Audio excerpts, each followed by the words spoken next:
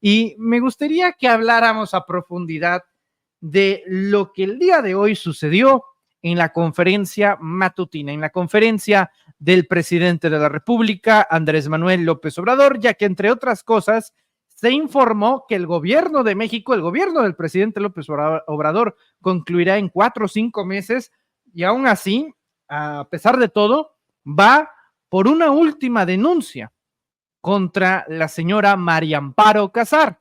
María Amparo Casar, que en estos momentos se desempeña como periodista, como trabajadora del Estado mexicano, en unos momentos entraremos a detalles sobre esa situación. María Amparo Casar es la cabeza, la lideresa de Mexicanos contra la Corrupción.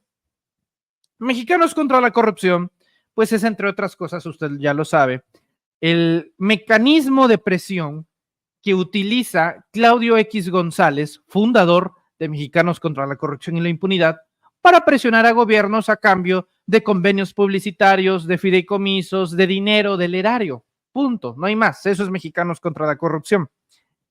Y hoy en la mañanera, el presidente López Obrador le solicitó al director de Pemex, Octavio Romero Oropeza, que informara sobre la situación de esta señora, ya que María Amparo Casar habría solicitado una pensión post-mortem que no le correspondía desde 2004 y que, entre otras cosas, eso le estaría generando costos millonarios a los mexicanos.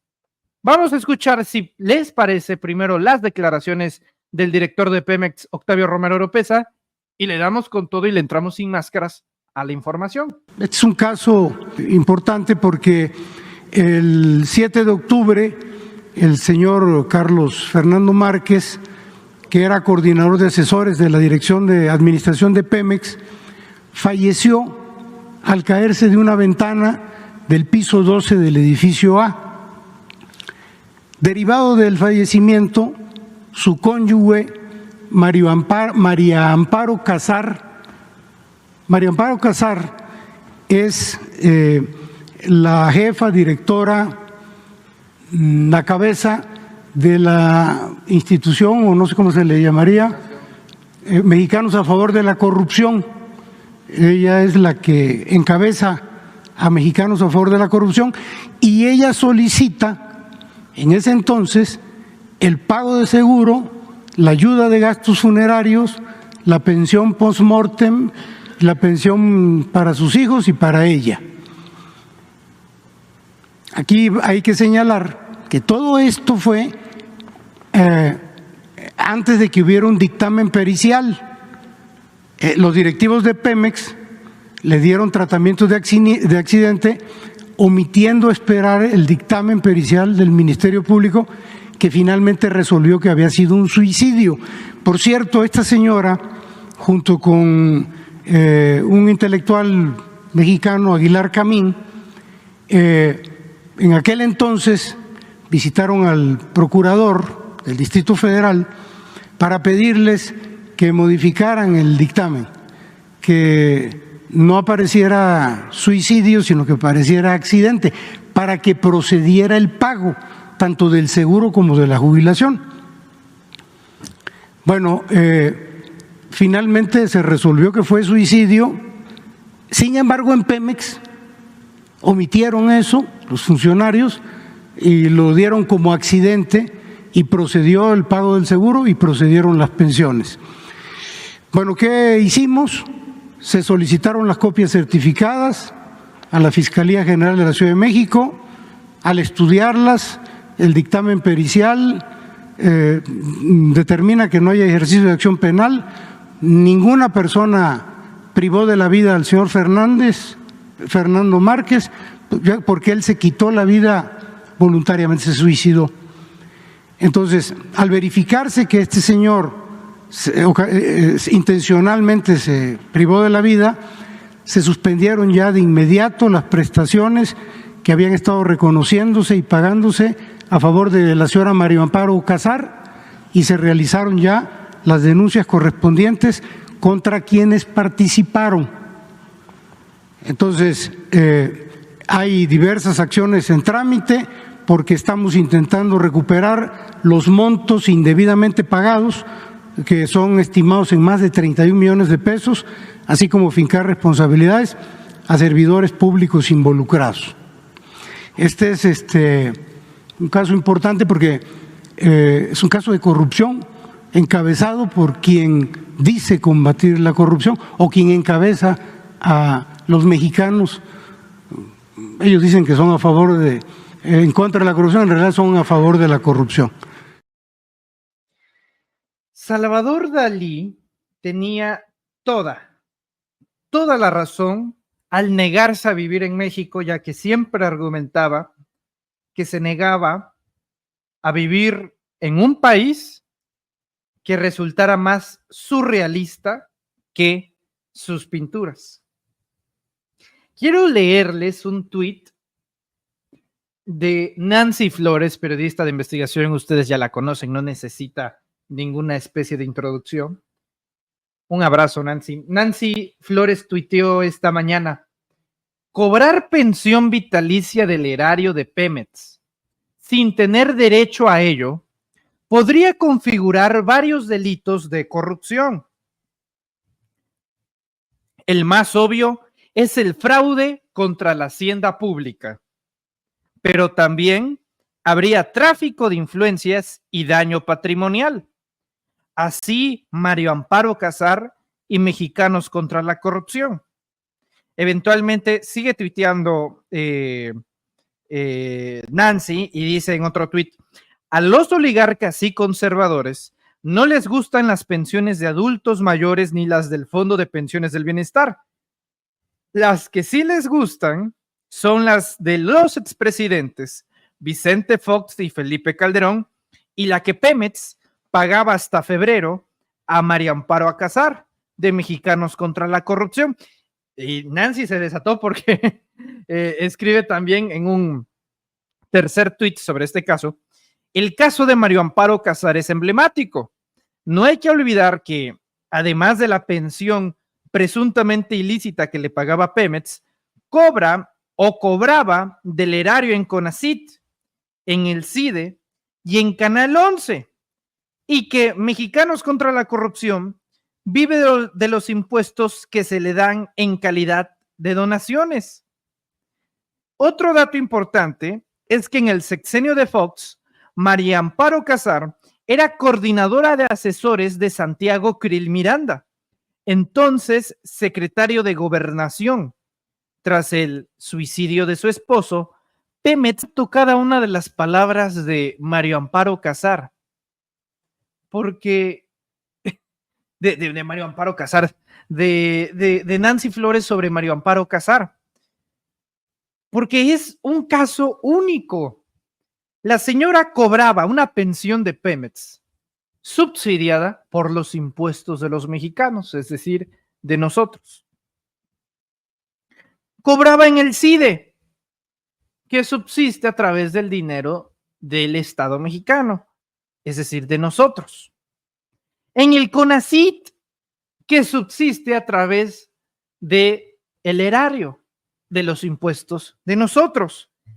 Y en Canal 11, medio del Estado mexicano, que subsiste a través del erario, de los impuestos de nosotros. Es decir, y luego de Mexicanos contra la Corrupción, en calidad de donaciones. O sea, a lo que voy es que Mario Amparo Casar ha vivido toda su vida del dinero de los demás. Ha vivido del dinero del erario. O sea, no creo excederme cuando digo que este tipo de comportamientos son parasitarios hacia el Estado mexicano. Parasitarios. Y ahora entraremos a fondo con el tema de la pensión, que es todo un universo, por cierto. ¿Qué es lo que dicen los hechos? Bueno, Pemex en 2004, desde 2004, le paga a María Amparo Casar una pensión post-mortem por el fallecimiento de Carlos Fernando Márquez Padilla García, quien era su esposo. Su esposo se suicidó aventándose desde un edificio de Pemex en la Ciudad de México desde el piso 14. Desde un piso 14. La familia de María Amparo Casar y María Amparo Casar trataron de convencer al procurador del entonces Distrito Federal para cambiar el dictamen de suicidio a accidente laboral y de esa manera cobrar una jugosa pensión, prepárense, de 124,948 pesos mensuales. Repito, 124,000 pesos mensuales. ¿Se imaginan ustedes recibir 124,000 pesos mensuales de pensión vitalicia, tratando, ojo, de inculpar a la empresa paraestatal? O sea, la empresa que te dio de comer, que en este caso es Pemex, y todavía vas y saboteas a la empresa. Todavía vas e inculpas a la empresa que te dio de comer, que te dio techo, que te dio sustento, en este caso a tu esposo, para brindarle oficio a su familia. Y aquí Martín Sáenz rescata un dato que se me estaba pasando y tiene toda la razón, y lo cual revela la perversidad, aparte de María Amparo Casar. Manuel, pero también ese hombre solo tenía 4 meses laborando en Pemex.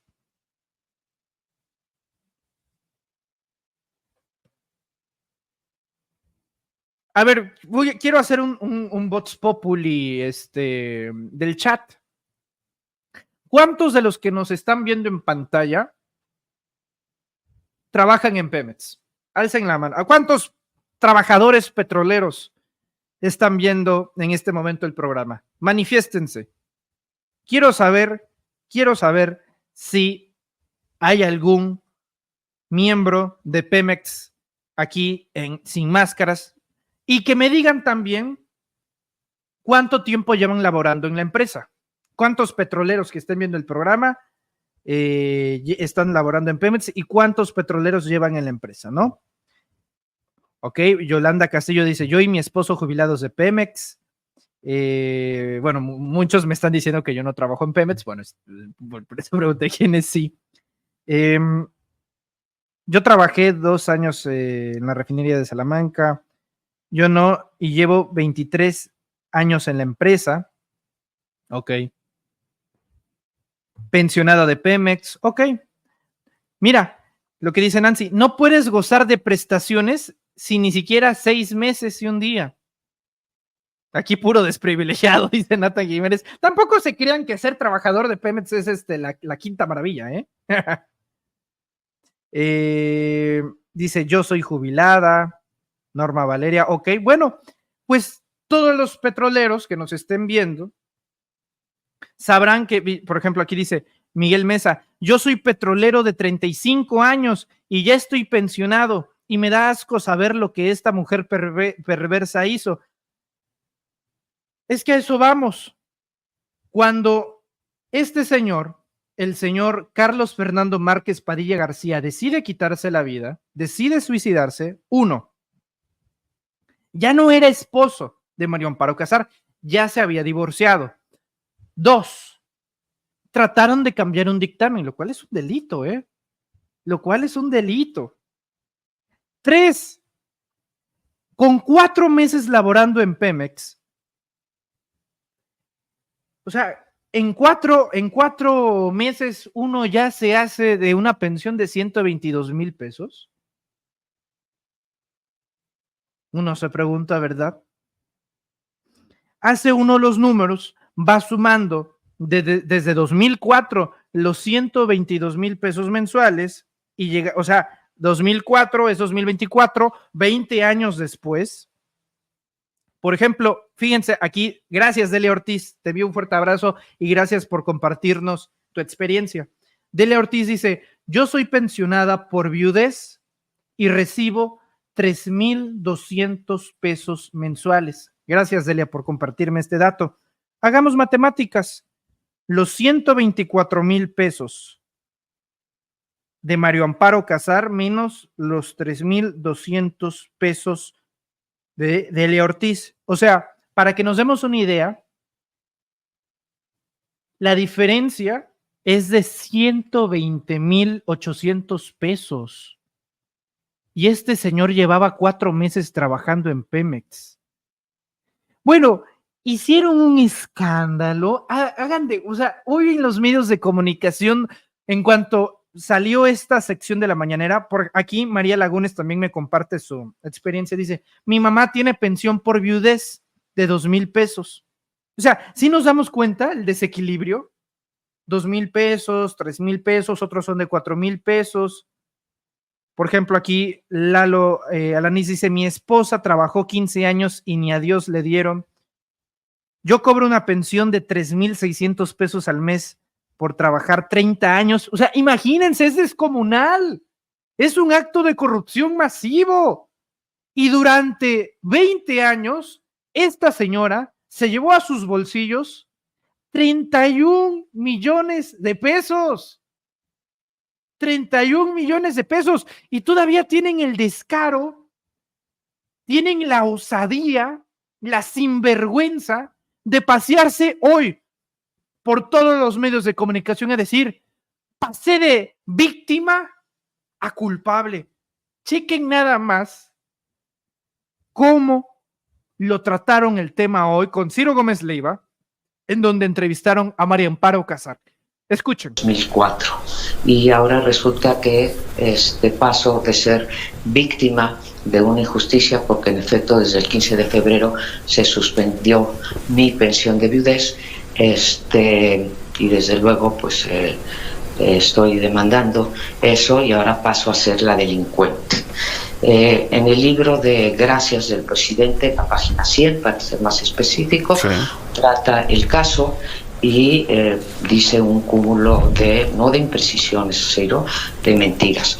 Dice que me reuní con su procurador Batis, Bernardo Batis, entonces procurador del Distrito Federal, para pedirle que alterara el acta y que el accidente de Carlos Márquez Padilla, mi esposo por 30 años, fue suicidio y un accidente, con el fin de que yo pudiera cobrar el seguro que no paga Pemex y después la pensión que sí paga Pemex. La he recibido durante 20 años, desde el 2005 hasta, bueno, casi 20 años, hasta el 15 de febrero, y ahora resulta que, según él, yo fui con Batis, puse mis influencias y logré que cambiaran el acta de la Procuraduría. ¿Sí tuviste esa reunión con Batis? No lo conoces. ¿Perdón? ¿No tuviste nunca una reunión con Bernardo Batis? Jamás, lo que es más, jamás he asistido a la Procuraduría del Distrito Federal en mis 40 años de carrera profesional. Es absolutamente falso, ¿sí? Es falso que Pemex haya pagado el seguro de vida, que sí se pagó. Lo pagó una compañía extranjera con quien Pemex tiene un convenio. Lo pagó la aseguradora, no Pemex. Lo que sí paga Pemex, eso es cierto, la prima. Paga la pensión. Es vitalicia, es un derecho imprescriptible e irrenunciable. Y te digo, ahora paso de víctima a delincuente, ¿sí? Me parece que no solamente por la gravedad del caso, por la gravedad, pues para mí, emocionalmente, de lo que fue ese episodio, ese accidente, para mí y para mis hijos, ¿sí? Sino porque además está faltando a la verdad. ¿Por qué? Bueno, pues porque Mexicanos contra la Corrupción, y te consta aquí, Ciro, que nunca callamos como momias durante el sexenio de Peña Nieto. Lo que es más, el presidente usa nuestras investigaciones para hablar de la corrupción en el viejo régimen, como él dice, pero ahora que le tocó que lo vigiláramos a él, pues no le gusta.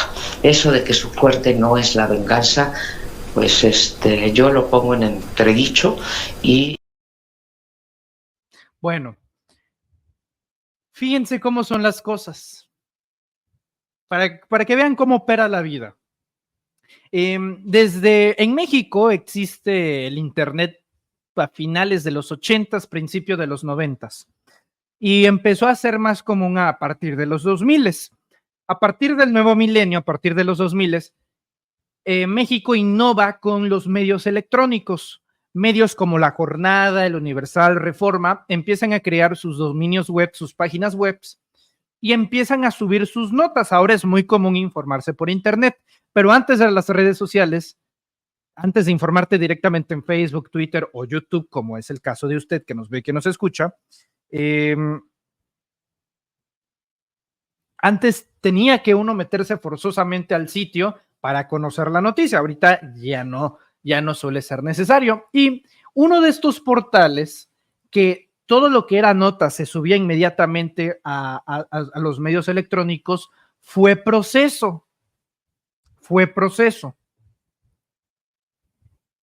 Y estoy hablándoles desde el año 2000, 2001, o sea, usted puede encontrar, si se mete a buscar bien macizo en los portales, lo que yo llamo un proceso de arqueología digital, usted puede encontrar las notas de hace 20, 25 años.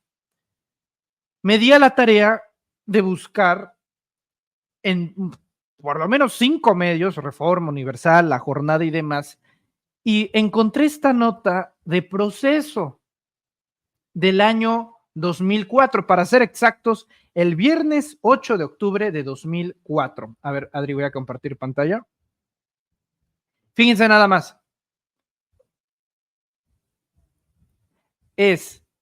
Se suicida importante funcionario de Pemex. Aquí está la fecha, Viernes 8 de octubre de 2004.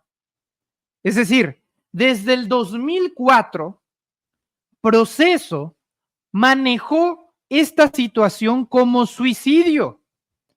Vamos a leer la nota.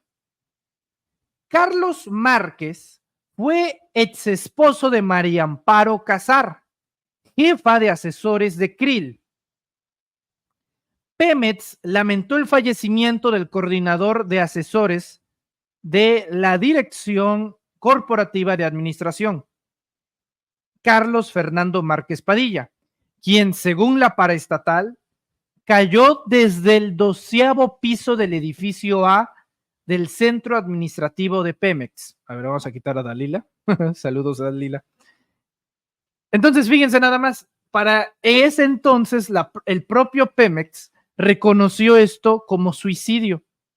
Pemex reconoció que cayó desde el 12º piso del edificio A del Centro Administrativo de Pemex. Según un comunicado de prensa, el occiso era un empleado de planta, pero además de ser trabajador de confianza, Márquez Padilla fue exesposo de María Amparo Casar, jefa de asesores del secretario de Gobernación Santiago Krill y empleado directo del director corporativo de administración Octavio Aguilar Valenzuela, hermano del actual vocero de la presidencia en esos entonces, Rubén Aguilar, que ustedes acordarán que Rubén Aguilar era este cuate que decía lo que el presidente Fox quiso decir, eso. Ese era Rubén Aguilar. En el comunicado narra que alrededor de las 9 de la mañana se reportó el lamentable fallecimiento de Márquez Padilla, de 54 años. Informó que el personal de seguridad acordonó el área para tomar medidas necesarias y dio parte a la 9ª agencia del... Y, caray, aquí se acaba la nota. No sé por qué. A ver. Del...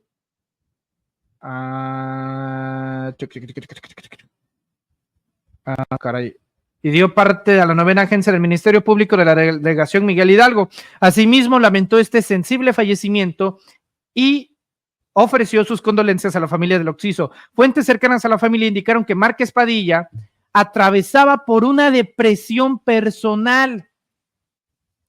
Proceso, desde 2004, aseguraba que las fuentes de ese semanario, antes semanario, hoy revista mensual, en la decadencia absoluta, por cierto, afirmaba que el fallecimiento de Márquez Padilla, el suicidio, se debió a una depresión personal, misma que lo habría orillado a tomar la decisión de suicidarse. Descartó que su acción tuviera origen en un conflicto de tipo laboral. El cuerpo permaneció 3 horas en la explanada del edificio A y B de Pemex, bajo resguardo del Ministerio Público y peritos de la dependencia y personal médico de esa dependencia. El fuerte dispositivo de seguridad impidió el acceso a la prensa. Ahora, insisto, esto lo informó Proceso el viernes 8 de octubre de 2004. ¿De dónde sacan que fue accidente laboral? O sea, a mí sí me gustaría saber de dónde menciona María Amparo Casar. ¿Por qué menciona María Amparo Casar que fue un accidente? Y este caso, ya lo mencionaba María Amparo Casar, ya hay un precedente público, ya se había hecho público justamente en el libro de López Obrador que tengo acá. Después de haber leído el libro del presidente López Obrador, oye, esto ya lo había leído antes. Después de ver la mañanera el día de hoy, dijo, óyeme, esto ya lo había visto antes. Nos dimos a la tarea de hojear rápidamente el libro del presidente López Obrador, gracias, y encontramos la parte que lo menciona. Se los voy a leer.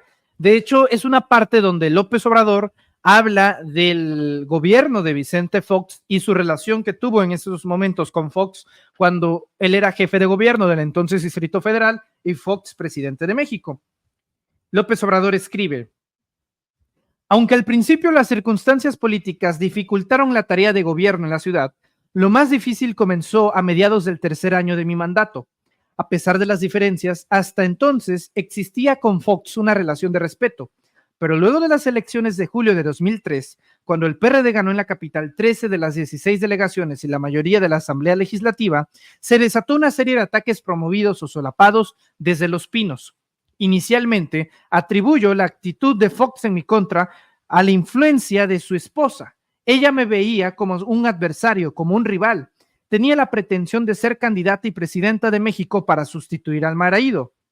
Es indudable que la llamada pareja presidencial llegó a acariciar esa expectativa. En una ocasión, Lino Corrodi, una persona que fue muy cercana a Fox, me platicó que cuando se hablaba de esa posibilidad, se encontró a Fox y le comentó que habría que detener esa versión porque no era conveniente y no les ayudaba. Sin embargo, para su sorpresa, Fox le respondió: Lino, no nos caerían mal 6 añitos más. Como a los 2 años y en medio de su desgobierno, Fox llegó a decirle a un empresario que lo visitó que por ningún motivo iba a permitir que yo fuera presidente de la República. Este empresario se espantó y me fue a platicarlo el por qué. Este le respondió: porque si Andrés Manuel llega a la presidencia, me va a meter a la cárcel. Lo cierto es que estaba obcecado en mi contra. La mayor parte de su gobierno se dedicó a dañarme, a cerrarme el paso. Es más, él mismo lo decía en reuniones que tenía los lunes en Los Pinos con los dirigentes del PAN. Andrés Manuel no va a pasar, aunque yo tenga que bloquearlo, tirármele a los pies como a los jugadores de fútbol americano. Él se dedicó realmente a eso. Lo demás fue continuar con la misma política económica y perder el tiempo en frivolidades. A ver, aquí me llegó un mensajito privado. Ok. De esta misma versión se desprende una serie de ataques a finales de 2003. Por ejemplo, viene el asunto del paraje de San Juan. De súbito, un juez ordenó que debíamos pagar 1,810 millones de pesos de indemnización a Enrique Arcipreste del Abrego por un terreno que el gobierno había expropiado en la época de Salinas. Se trataba de un predio supuestamente de 294 hectáreas. Esto nos generó una discrepancia de fondo con el Poder Judicial. En la mentalidad de muchos abogados, si un juez, un magistrado, la Suprema Corte resuelven que se pague una indemnización millonaria, debe acatarse la ley, aunque el proceso haya sido fraudulento. Sin embargo, en este tipo de juicios siempre había casos de corrupción. Mucha gente demandaba pagos de terreno que no existían y la autoridad judicial obligaba al gobierno a indemnizar cuando era evidente la estafa. Un ejemplo de ello es el litigio que se presentó sobre un predio donde estaba construida la Escuela Nacional de Antropología en Historia, en Cuicuilco. A ese terreno lo bautizamos como el predio volador, porque no existía realmente y un presunto afectado exigía el pago de 150 millones de pesos. Pero no solo se dan esos casos. Cuando fui jefe de gobierno, un asambleísta del PAN, Federico Doring, quien ahora es diputado, me mandó a decir con la Secretaría de Turismo y con el secretario de Gobierno que le bajaba a los ataques en mi contra si un juicio que llevaba en la Procuraduría General de Justicia del Distrito Federal por un pleito entre un abogado amigo suyo y las herederas del señor Samuel Curian se resolvía a favor de su amigo. En realidad, el abogado litigante quería cobrar por la vía penal honorarios que, según las herederas, ya se le habían pagado y en todo caso era un asunto de carácter civil. ¿Por qué convertir un juicio civil en uno penal? Porque cuando hay una querella, cuando hay un pleito por dinero, $4 millones en ese caso, por la vía civil tarda muchísimo y no hay mecanismos de presión. No meten a la cárcel al acusado. Pero cuando se trata de un juicio penal, lo pueden meter a la cárcel de inmediato. Y eso obliga al acusado a pagar rápido. En pocas palabras, él querría que el procurador Bernardo Batis torciera la ley para favorecer a su recomendado. Esa era la negociación para dejarme de atacar. Es obvio que lo mandé al carajo. Es un personaje inmoral, como lo son la mayoría de los dirigentes del PAN, iguales o peores que los del PRI, y por eso no les tengo ningún respeto. Pobres las personas de clase media que fueron engañadas por estos vivales que se las dan de gente decente y hasta de santurrones, y que son en realidad unas lacras. Otro de los panistas que encarna el influyentismo es Diego Fernández de Ceballos. Este personaje, siendo senador en 2001, actuó como representante o gestor de Jugos del Valle y logró que la Secretaría de Hacienda pagara a esa empresa por concepto de devolución del IVA la cantidad de 1,400 millones de pesos. Y aquí viene la parte a la cual se refiere Andrés Manuel López Obrador y María Amparo Casar. Aquí trato un asunto muy penoso porque involucra a la señora María Amparo Casar Pérez, quien ahora sustituyó a Claudio X González Hijo en una organización que lleva el nombre con mucho cinismo de Mexicanos contra la Corrupción. Resulta que el 7 de octubre de 2004, el esposo de la señora Casar, Carlos Fernando Márquez Padilla García, se suicidó tirándose desde un edificio de Pemex en la Ciudad de México. Como es de rigor, el perito en esta materia criminalística de campo dio fe de los hechos, exponiendo en el acta que, abro comillas, el occiso realizó maniobra de tipo suicida para privarse de la vida, cierro comillas. Por este lamentable caso, la señora Casar, acompañada de Héctor Aguilar Camín, se entrevistó con el procurador Bernardo Batis para pedirle que cambiara el acta, modificándolo de suicidio por accidente, pues de esa manera podía cobrar el seguro y recibir de Pemex una pensión vitalicia y ayuda para la educación de sus hijos hasta que cumplieran 25 años. Bernardo me contó sobre esta petición y coincidimos en que eso era incorrecto. Sin embargo, el influyentismo se impuso, porque aun cuando no tenía derecho ni al seguro ni a otras prestaciones en virtud de que en caso de suicidio solo se aplicaban las recompensas cuando el trabajador o servidor público llevaba durante más de 2 años y el finado apenas tenía una antigüedad de 4 meses en la empresa. Tanto el banco como Pemex pagaron absolutamente todo, seguro de vida por 17,600,000 pesos y pensión vitalicia a la viuda por 125,000 pesos mensuales. O sea, no solamente desde 2004 se le está pagando a María Amparo Casar 125,000 pesos, sino que en ese momento se le dio 17,600,000 pesos. Es un párrafo, me preguntan en qué parte del libro estoy leyendo en los comentarios, es un párrafo de la página 100 del libro. Gracias, por si usted lo quiere corroborar. Pues ahí está. Ahora, como si esto fuese poco, la historia sigue. Leo en redes sociales, bueno, están indignados. Héctor Aguilar Camín, por ejemplo, Héctor Aguilar Camín, quien acompañó a Mario Amparo Casar para pedirle a Bernardo Batis, procurador del Distrito Federal, tuiteó hoy en la mañana. A ver, ¿dónde estás, Héctor Aguilar Camín? Aquí lo estoy viendo en Twitter. María Elena Morera, por cierto, amiga de García Luna, tuiteó en la mañana: el director de Pemex acaba de exhibir en la mañanera sus datos personales, los de Mario Amparo Casar. Además, mienten sus dichos. Mi abrazo solidario para Mario Amparo Casar ante esta bajeza. Ante las injurias presidenciales, lean las impecables investigaciones de Mexicanos contra la Corrupción. Y escribe Héctor Aguilar Camín: suscribo. Un ataque miserable venido de Palacio contra una figura pública y ejemplar. Y se han desatado, no bueno, Tony Payán, Ciro Murayama escribe: pocas veces el poder se había usado de manera tan indecente como en los ataques del presidente hoy en contra de Mario Amparo Casar. Usar una pérdida familiar para lastimar a una persona crítica es de cobardes. Ciro Murayama, quien utilizó una pérdida familiar para beneficiarse económicamente, fueron ellos.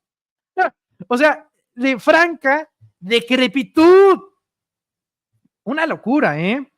Enrique Cárdenas, otro economista del ITAM: mi respaldo total a Mario Amparo Casar. O sea, se juntó toda la fachiza para pronto. Para arropar a Mario Amparo Casar. ¿Y saben qué es lo mejor? Porque durante este sexenio se estuvo discutiendo: oigan, pero Mario Amparo Casar trabaja en Canal 11. Oigan, pero Mario Amparo Casar cobra en el Estado mexicano. Y vi un montón de críticas, que incluso muchas de ellas hoy prevalecen. A Genaro Villamil, quien es el presidenta, estoy diciendo María Amparo Casar, es que como lo digo rápido suena como Mario Amparo Casar. Digo María Amparo Casar, para que no se vayan con la finta. María Amparo Casar. Les decía, veo muchas críticas a Genaro Villamil, quien es el presidente del Sistema de Radiodifusión Pública del Estado mexicano. Bueno, ¿saben qué?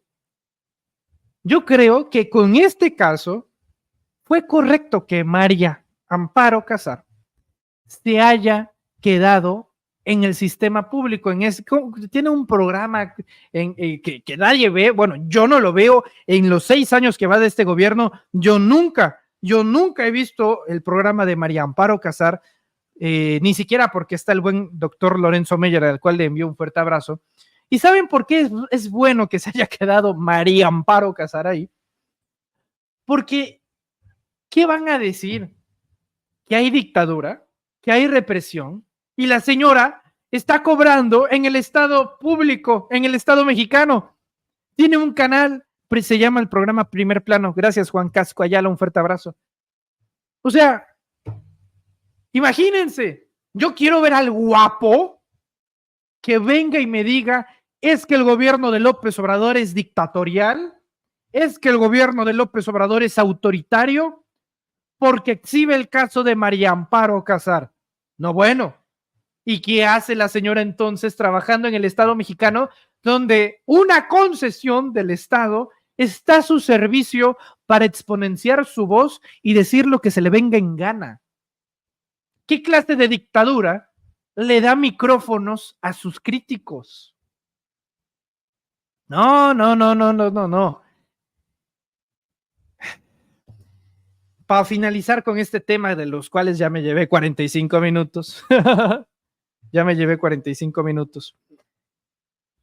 termino con un tuit de Cecilia Flores, madre buscadora que se ha hecho muy polémica y en vez de famosa ya se nos está haciendo un poquito más bien infame, donde Cecilia Flores dice: no tengo el gusto de conocerte, María Amparo Casar, pero desde aquí te abraza esta mamá que se curtió entre el dolor y los golpes del Estado. Dios te bendiga y te dé fuerza.